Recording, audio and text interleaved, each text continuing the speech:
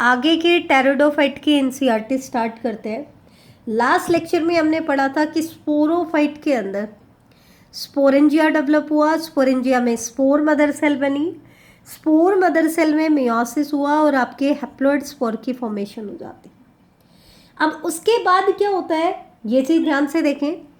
जो haploid spore है ये जर्मिनेट करते हैं और जर्मिनेट करने के बाद प्रोथैलस बनाते हैं। ये इंपॉर्टेंट क्वेश्चन है एंड एक्सरसाइज में भी आपको प्रोथैलस की डेफिनेशन देखने को मिलेगी, तो ये अच्छे से आपको इसकी डेफिनेशन याद करनी है कि प्रोथैलस जो बनता है वो किससे बनता है, स्पोर जब जर्मिनेट होते हैं। तो ये गैमेटोफिटिक फेज का ही पार्ट है। इनकॉन्स्पिक्यूअस है ये स्ट्रक्चर, स्मॉल है लेकिन मल्टी सेल्यूलर है। कैसी है, मल्टी सेल्यूलर। और फ्री लिविंग है। फ्री लिविंग मतलब इंडिपेंडेंट है। ये तो हम पहले कह ही चुके हैं कि टेरिडोफाइट एक ऐसा प्लांट ग्रुप है जिसके दोनों फेजेस इंडिपेंडेंट है। तो ये फेज कैसे है, हैप्लॉइड स्पोर से बन रहा है, तो प्रोथैलस भी कैसा होगा, हैप्लॉइड होगा। जब तक फर्टिलाइजेशन नहीं होता है तब तक सारी स्ट्रक्चर कैसी होंगी, हैप्लॉइड ही होंगी। तो हैप्लॉइड फेज है तो ये भी गैमेटोफिटिक फेज है, तो ये भी इंडिपेंडेंट है, फ्री लिविंग है। फ्री लिविंग इंडिपेंडेंट क्यों है, क्योंकि ये पार्ट भी कैसा है, फोटोसिंथेटिक है, थैलोइड है। लेकिन ये हमने क्या कहा, स्पोरोफाइट में तो आपको रूट, स्टेम और लीफ देखने को मिले था, लेकिन जब ये गैमेटोफिटिक स्ट्रक्चर आपकी बनती है तो ये कैसा है बेटा, ये थैलोइड स्ट्रक्चर है। कैसी स्ट्रक्चर है, थैलोइड स्ट्रक्चर है। ठीक है, तो ये चीज ध्यान रखना है, ये थैलोइड होती है, गैमेटोफिटिक फेज का पार्ट होता है। ये आपको प्रोथैलस के डेफिनेशन में देना है। अब एक इंपॉर्टेंट क्वेश्चन आता है, क्या एक्चुअल में इसका ये जो गैमेटोफिटिक पार्ट है, ये जो गैमेटोफाइट है, इसकी रिक्वायरमेंट है कि they require cool, damp and shady places. जो हमने कहा ना बेटा कि आपके टेरिडोफाइट आपको कहाँ देखने को मिलेंगे, cool, damp and shady places. Actual में वो रिक्वायरमेंट इसके स्पोरोफिटिक फेज की नहीं थी, वो रिक्वायरमेंट किसकी है, इसके गैमेटोफिटिक फेज की है। ये जो गैमेटोफाइट है it require cool, damp and shady places to grow. और क्योंकि अब वो बाउंड हो गया, अब वो किसी भी हैबिटेट में नहीं मिल सकते, तो उनकी जो रिक्वायरमेंट है वो स्पेसिफिक हो गई है, वो रेस्ट्रिक्टेड हो गए हैं। क्योंकि वो सिर्फ कहाँ पे मिलेंगे, रेस्ट्रिक्टेड क्यों होंगे, क्योंकि वो सिर्फ cool, damp and shady places में मिलेंगे। तो दे बिकम स्पेसिफिक, रेस्ट्रिक्टेड। क्यों, क्योंकि उनकी रिक्वायरमेंट कैसी हो चुकी है, cool, damp and shady places वाली हो चुकी है। ऐसा क्यों, ऐसी प्लेसेस में क्यों मिले, क्योंकि बेटा इनको फर्टिलाइजेशन करने के लिए क्या चाहिए, वाटर चाहिए। क्योंकि ये क्रिप्टोगैमे का ही पार्ट है, तो इसको भी फर्टिलाइजेशन करने के लिए क्या चाहिए, वाटर चाहिए। और यही कारण है क्या, कि द स्प्रेड ऑफ टेरिडोफाइट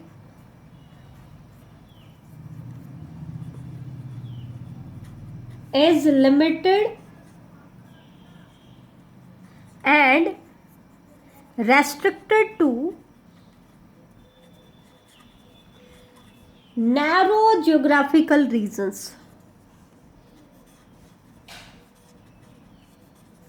अब इसका मतलब क्या है भाई, यही चीज है, यही चीज क्या, कि इनको फर्टिलाइजेशन के लिए वाटर चाहिए।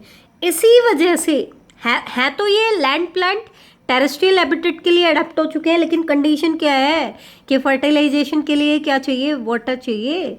तो इनका डिस्ट्रीब्यूशन लिमिटेड हो जाता है, क्योंकि हमारे पास ऐसी बहुत कम लैंड हैबिटेट है जहाँ आसपास में वाटर अवेलेबल हो, और जब तक वाटर अवेलेबल नहीं होगा इनमें फर्टिलाइजेशन नहीं होगा।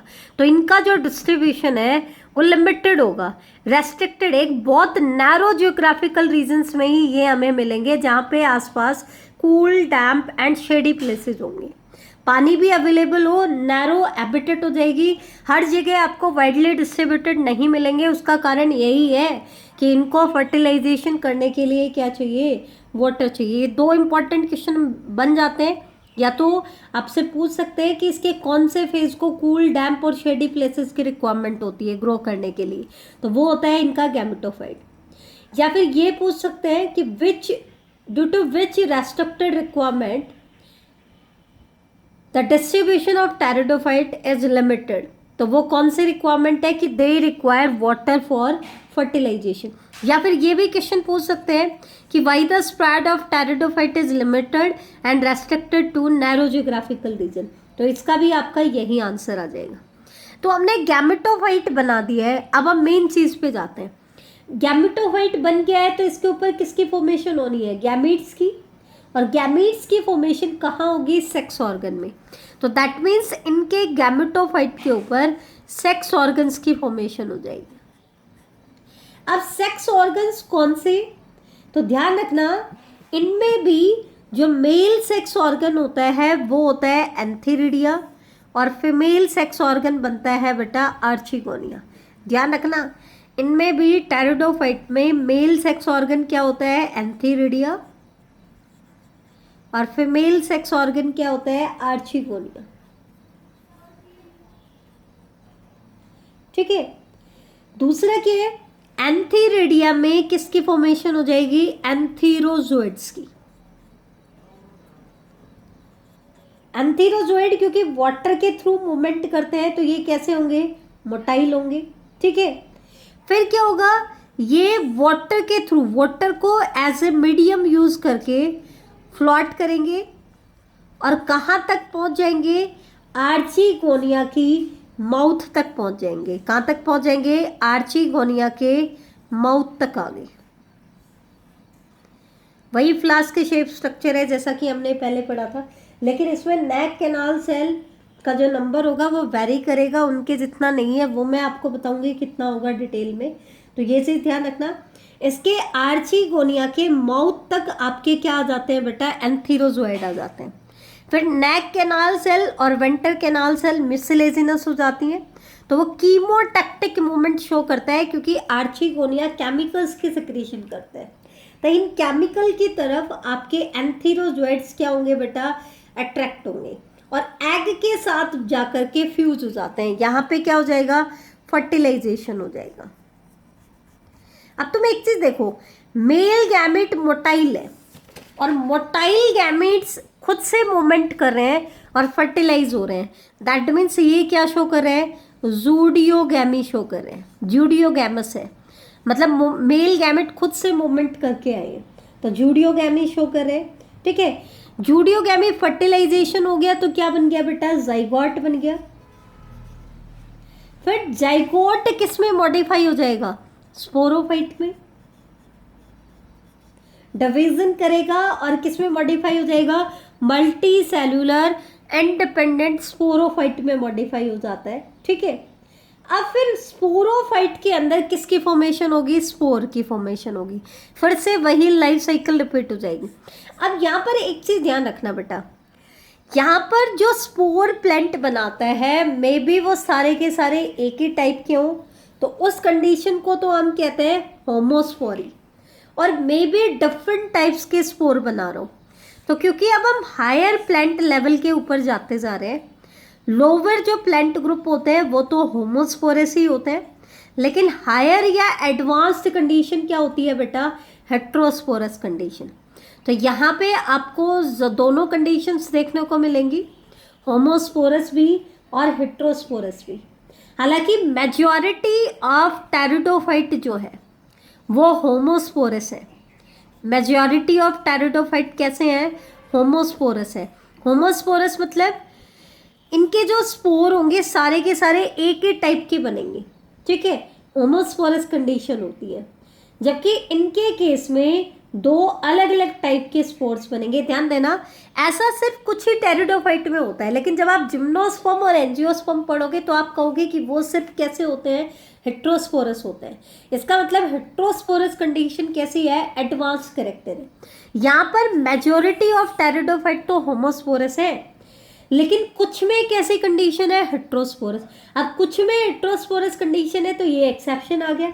तो कौन कौन से किस किस में, तो इसमें ध्यान रखना सिर्फ कुछ लिमिटेड जेनरा ही है जो हेट्रोस्पोरस है, जैसे कि Selaginella and Salvinia, Selaginella and Salvinia.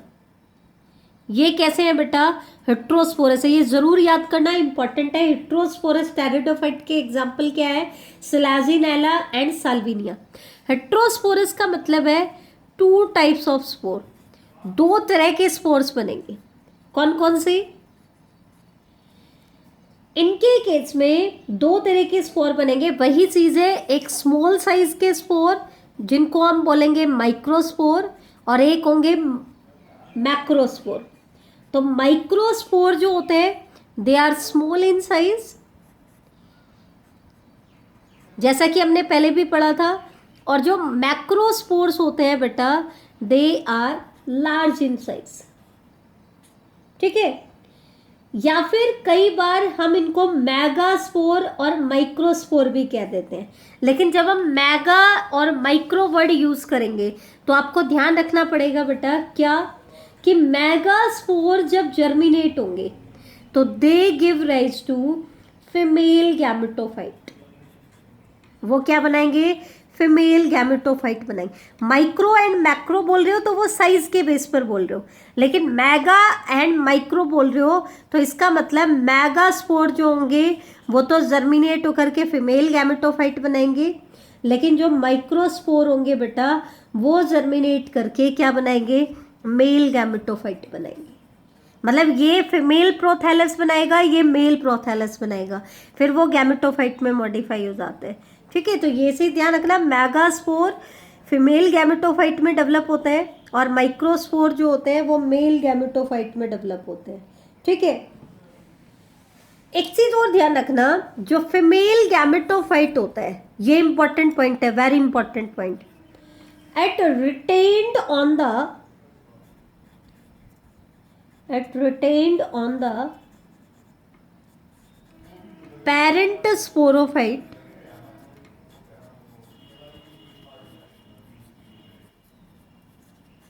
for some time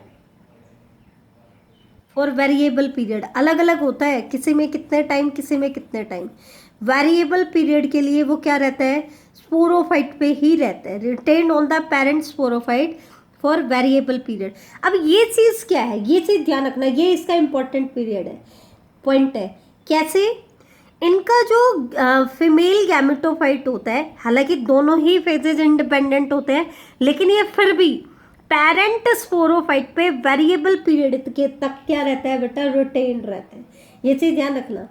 और दूसरा क्या है?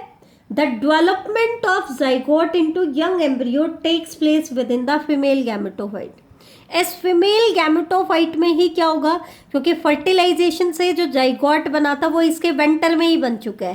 पहले एग था लेकिन अब वो जाइगोट में बन चुका है।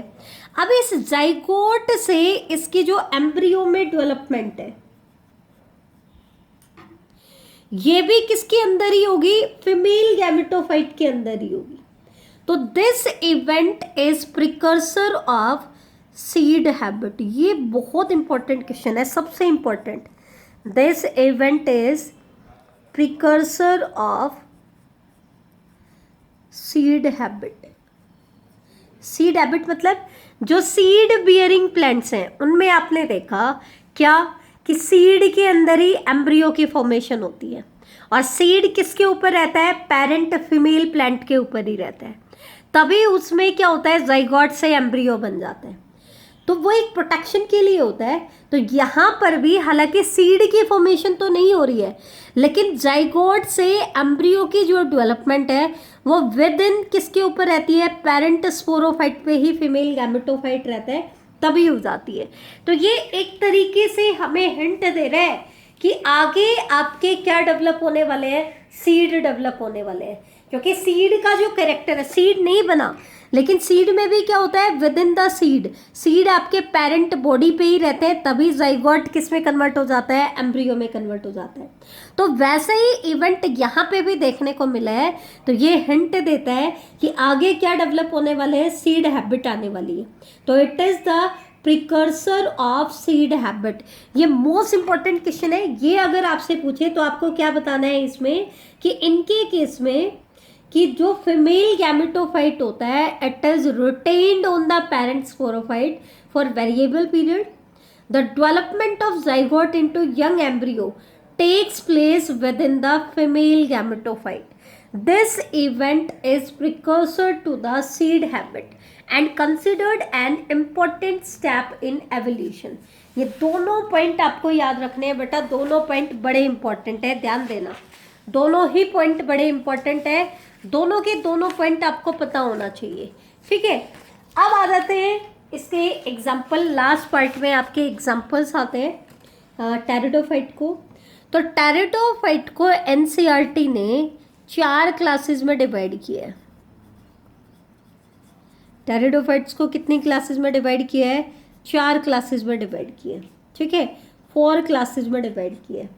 कौन कौन सी क्लासेस हैं एनसीईआरटी ने जो बताई है? Psilopsida, Lycopsida,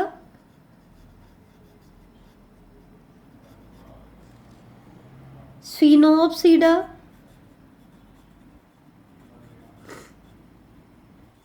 and Pteropsida.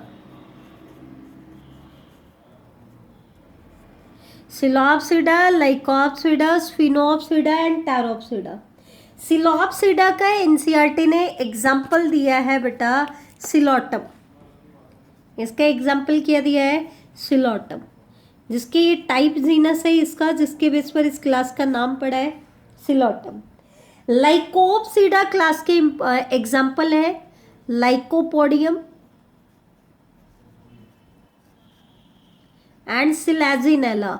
Selaginella एक बहुत इंपॉर्टेंट एग्जाम्पल है, जैसे कि ब्रायोफाइट में आपका स्पैगनम था, वैसे ही टेरिडोफाइट का इंपॉर्टेंट एग्जाम्पल क्या है? सिलेजिनेला।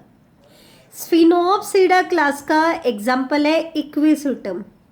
इक्विसिटम के बारे में मैं आपको बता देती हूँ, इसकी जो लीव्स होते हैं और इसकी जो यंग स्टेम होती हैं, उनके ऊपर आपको सिलिका की डिपोजिशन मिलेगी, और इससे क्या होता है, जब तेज़ हवाएं चलती हैं तो इनकी स्टेम आपस में टकराती हैं और उन टकराने से फॉरेस्ट फायर जनरेट होती है।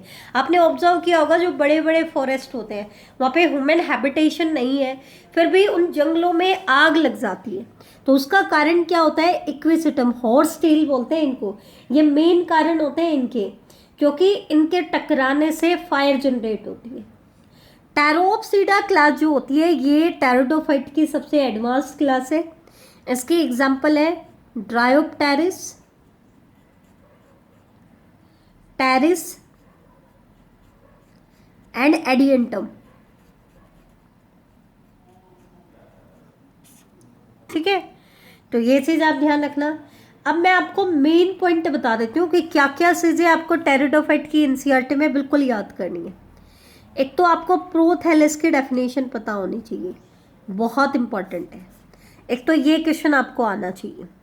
सेकंड क्वेश्चन क्या आना चाहिए कि इनका जो डिस्ट्रीब्यूशन है टेरिडोफाइट का, ये लिमिटेड है and they are restricted to narrow geographical region. ये पॉइंट आपको जरूर याद होना चाहिए, इसका कारण भी पता होना चाहिए। क्यों? क्योंकि इनको फर्टिलाइजेशन के लिए क्या चाहिए? वाटर चाहिए। तीसरा क्वेश्चन जो आपको याद होना चाहिए वो हेट्रोस्पोरस टेरिडोफाइट के आपको एग्जाम्पल पता होने चाहिए बेटा, ये बहुत इंपॉर्टेंट है। हेट्रोस्पोरस टेरिडोफाइट कौन कौन से होते हैं? Selaginella and Salvinia. और चौथा क्वेश्चन जो सबसे इंपॉर्टेंट है इसका, विच इवेंट आ सकता है एग्जाम्स में, is a precursor to seed habit। ये बहुत इंपॉर्टेंट क्वेश्चन है। तो ये 4 इंपॉर्टेंट क्वेश्चंस आते हैं जो आपको पता होने चाहिए। मेगास्पोर क्या है, माइक्रोस्पोर क्या है, ये भी पता होना चाहिए। तो ये थी बेटा आपकी टेरिडोफाइट की एनसीईआरटी। तो आपके टेरिडोफाइट की एनसीईआरटी आज कंप्लीट हो चुकी है। आपको बेटा बहुत अच्छे से याद करनी है। एक और बेटा ध्यान रखना, क्लासिफिकेशन पे आपका क्वेश्चन पूछ सकते हैं। कैसे? कि Selaginella belongs to which class of pteridophyte, तो आपको पता होना चाहिए कौन सी क्लास से बिलोंग करता है, लाइकोप्सिडा। या specify the class of pteridophyte Adiantum. Adiantum की क्लास को स्पेसिफाई करो कि वो कौन सी क्लास से बिलोंग करता है। तो वो किससे बिलोंग करता है? टैरोप्सिडा क्लास से बिलोंग करता है। किससे बिलोंग करता है? टैरोप्सिडा। तो आज की क्लास यहीं पे ख़त्म होती है। थैंक यू बेटा।